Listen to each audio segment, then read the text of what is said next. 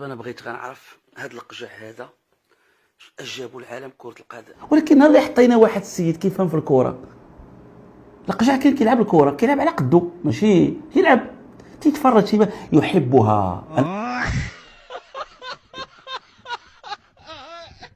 دابا هاد القجع اش علاقته بكرة القدم؟ كيفاش حتى تسلط على راس زعما الجامعة الملكية، زعما هاد المنصب هذا الجامعة الملكية لكرة القدم؟ نجح في الكره، ولكن خصنا نقولوا علاش نجح، مابقاوش نتبعوا المغردين.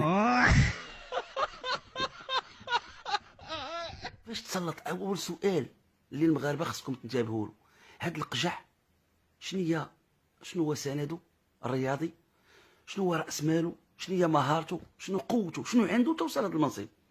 كيبين ود الميدان هذا ما تستخسروه، كاين الجانب المادي لعب دوره، كاين الفلوس تحطات ما كاين باس، ولكن من يا خوتي كاين مؤاخذات على القجع، ولكن من يسمحوا لي كاين بصمته. لاننا اليوم انت ضربتي نصف كاس العالم، ويلي ديتي كاس العالم، لعبتي نصف قطر، مشيتي لك الارجنتين عاوتاني ديتي الكاس العالم، عاوتاني ديك المره ما عرفتش من الكاس اللي كانوا داو المحل بزاف.